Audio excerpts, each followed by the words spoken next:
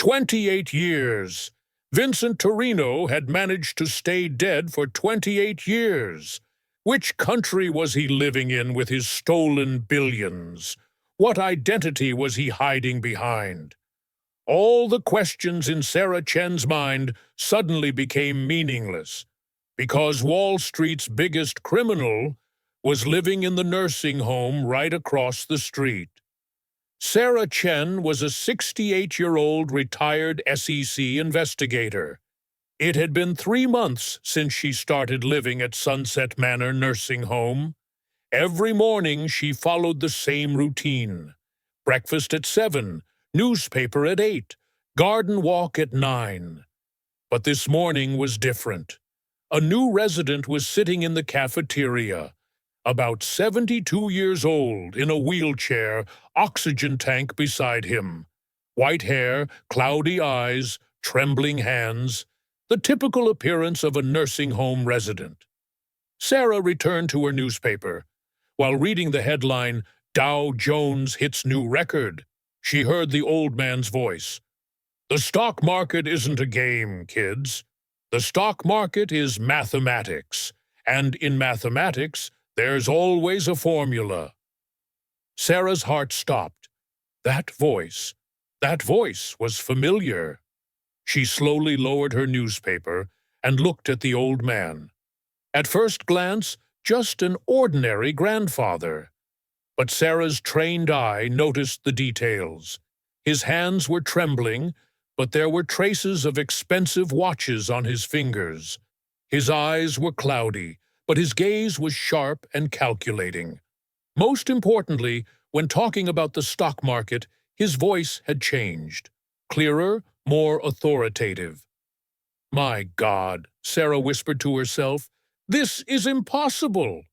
Because Sarah Chen had spent 15 years of her career chasing one man. Vincent Numbers Torrino, the invisible king of Wall Street, the man who was supposed to have died in 1995. And now that man was eating pudding across from her. Have you ever encountered someone from your past after 28 years? Write "Secret Life," because Vincent's story is just beginning. Sarah's mind went back to 1992. Back then, she was one of the youngest investigators at the SEC, Securities and Exchange Commission. She was investigating illegal transactions on Wall Street, and the same ghost name appeared in every fraud file, Vincent Torrino. But Vincent Torrino officially didn't exist. No social security number, no tax records, no bank accounts, as if he had never existed. Yet everyone on the market whispered his name. Nothing big happens without Numbers Torrino's approval. If you want to boost a stock, you need to talk to Vincent. That man is Wall Street's invisible hand. Sarah had searched for Vincent for 15 years. She had gone through every bank's secret files, examined every offshore account. But Vincent was always one step ahead. In 1995, the official report came. Vincent Torrino died of a heart attack. Private funeral, burial site unknown. Sarah had cried that day. This was the end of her 15-year pursuit. But now that man was sitting across from her. Sarah stood up and approached Vincent's table. "Excuse me, may we meet?" "I'm Sarah." Vincent looked up. They made eye contact for the first time. At that moment, Sarah was certain. This was Vincent Torrino. That cold intelligence in his eyes hadn't aged a day. "Vincent," said the old man, "nice to meet you, Sarah." Sarah's hands began to tremble. Vincent had said his name, not an alias, his real name. "Vincent, that name sounds familiar," Sarah said carefully. Vincent smiled, a dangerous smile. "I'm an old man who forgets old friends. Maybe you're mistaken." But his eyes carried a different message. "I know who you are, Sarah Chen. Have you ever solved a 28-year-old mystery? Write ghost hunter, because the truth is now coming to light. That night, Sarah couldn't sleep. She was mentally reviewing her old SEC files. Black Monday, 1987, October 19th. The Dow Jones fell 22.6% in a single day. Trillion-dollar losses, a blow to the heart of the American economy. Official explanation, technical problems and panic selling. But Sarah's classified files contained different information. 48 hours before the crash, abnormal short-selling transactions had begun. Someone was short-selling large amounts of stock, as if they knew the crash was coming. Who had made those transactions?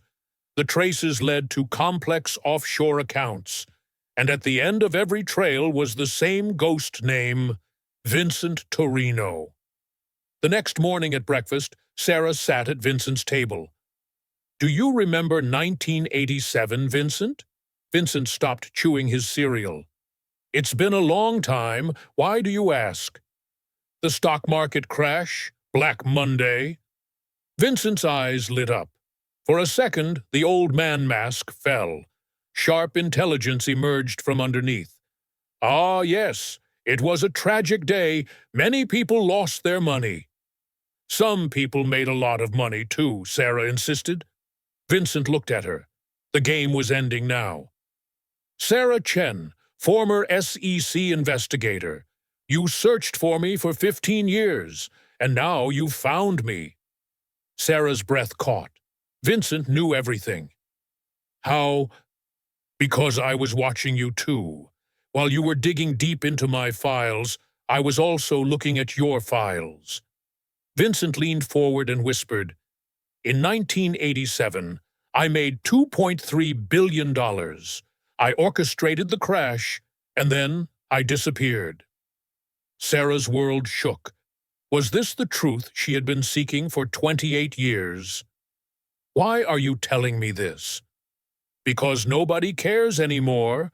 After 28 years, I'm just an old man, and I need someone to tell my story." Have you ever learned the real reason behind a historical event? Write "Truth Revealed." Vincent's confessions are just beginning. "It all started in 1980, Vincent began to tell. I was 32 years old, a small stockbroker." Sarah listened carefully. Vincent's voice had changed. He was no longer an old man, but a former emperor speaking. "Back then, there was chaos on Wall Street.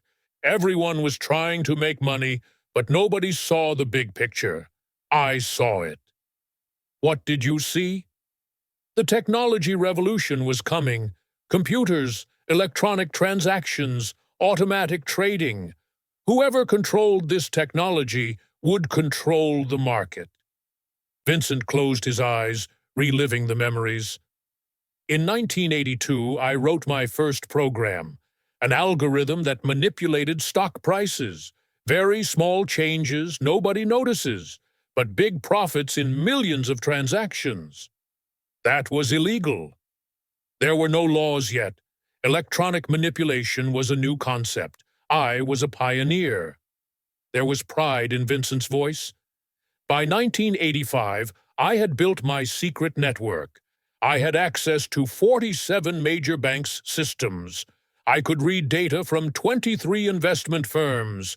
I could see every major transaction on Wall Street." "How weren't you caught?" "Because I didn't officially exist. Nobody named Vincent Torrino worked anywhere. There was only a ghost algorithm." Sarah was fascinated. This man had single-handedly hacked Wall Street. "What about the 1987 crash?" A shadowy smile appeared on Vincent's face. "Ah, that was my masterpiece. 2 years of planning. I identified every major company's weak points. I calculated which news would create panic. And then you pressed the button. October 19th morning, 9:30 a.m. My automatic selling program activated. Thousands of transactions per second. The domino effect began. Vincent stopped and looked at Sarah. That day, millions of people lost their savings, but I made $2.3 billion. Sarah felt sick to her stomach. How could you sleep at night? I slept peacefully, because Wall Street was already a dirty game. I just learned the rules better. Have you ever learned how the system was manipulated? Right, system hacked. Because Vincent's methods are shocking. In the 1990s, I realized that people like you were getting very close, Vincent continued. SEC, FBI, IRS, everyone was looking for me. How did you know? Because I was monitoring their systems too. When my name appeared in your files, I knew in advance. Vincent chuckled. Sarah, while you spent 15 years looking for me, I was reading your every report. I knew which clues you were following, which accounts you were examining. Sarah was shocked. In the moments when she thought she was so close, Vincent had been watching her. In 1995, I realized it was time to run, but normal escape wouldn't be enough. I had to completely disappear. How? Fake death. The oldest trick, but the most effective. Private doctor, fake hospital records, bribed funeral home. Vincent Torrino officially died of a heart attack. What about the money?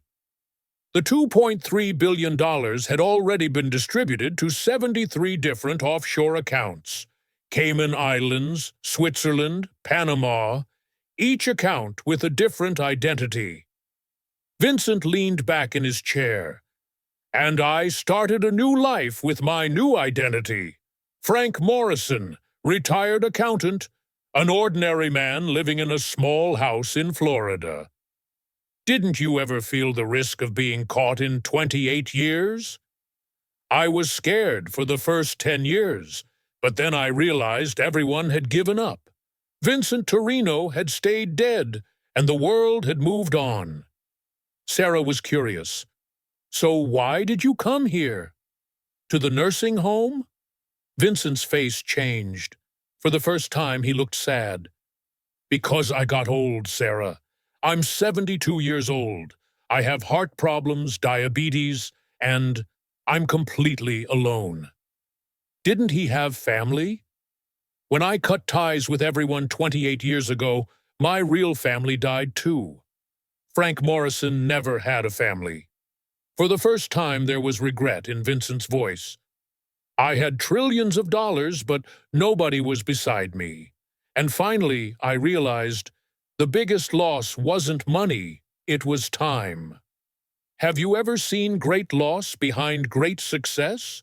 Right, the price of loneliness. Vincent's story is taking a painful turn. That evening, Sarah sat alone in her room. She had solved the 28-year mystery, but didn't know what to do. Vincent was still alive. His stolen money was still in accounts. Justice had never been served. The next morning, she found Vincent in the garden. I have a question, Sarah said. I'm listening. Is the $2.3 billion still there? Vincent nodded. Yes. With interest over 28 years, it's now about $8 billion. Sarah held her breath. And you're here, living in a $3,000 a month nursing home. Ironic, isn't it? I own trillions, but I wait in line in front of the dishwasher. Sarah stood up. This isn't right, Vincent. In 1987, people committed suicide. Families fell apart. People lost their life savings. Vincent's face hardened. Wall Street was already a gambling game, Sarah. I just shuffled the cards. You robbed innocent people. Innocent? Vincent laughed. Nobody on Wall Street is innocent. Everyone robs each other. I just played better. Sarah was trembling. Don't you regret it? Vincent thought for a long time. Not what I did. But the consequences, maybe.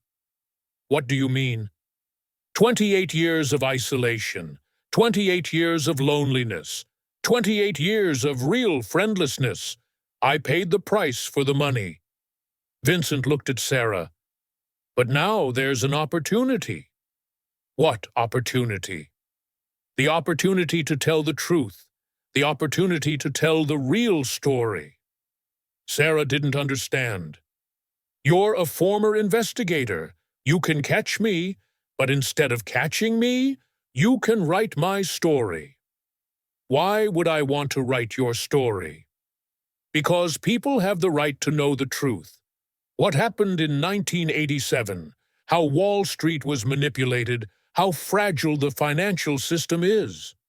Vincent paused. And because I'm ready. I don't want to run anymore. Have you ever faced a criminal and seen their remorse? Right, moment of regret. The final decision is approaching. That night, Sarah couldn't sleep at all. Vincent's offer wouldn't leave her mind. She could turn him in to the police. After 28 years, justice would be served. But Vincent was 72 years old, sick, and alone. He would spend the rest of his life in prison. Or she could write his story. She could tell the truth to the world. People would learn how the financial system was manipulated. When Sarah looked for Vincent in the morning, she couldn't find him in his room. The nurse informed Sarah, "Mr. Morrison left early this morning. He left a note." The note was brief. "Sarah, I leave the decision to you. You can turn me into the police or write my story. In either case, I accept the consequences.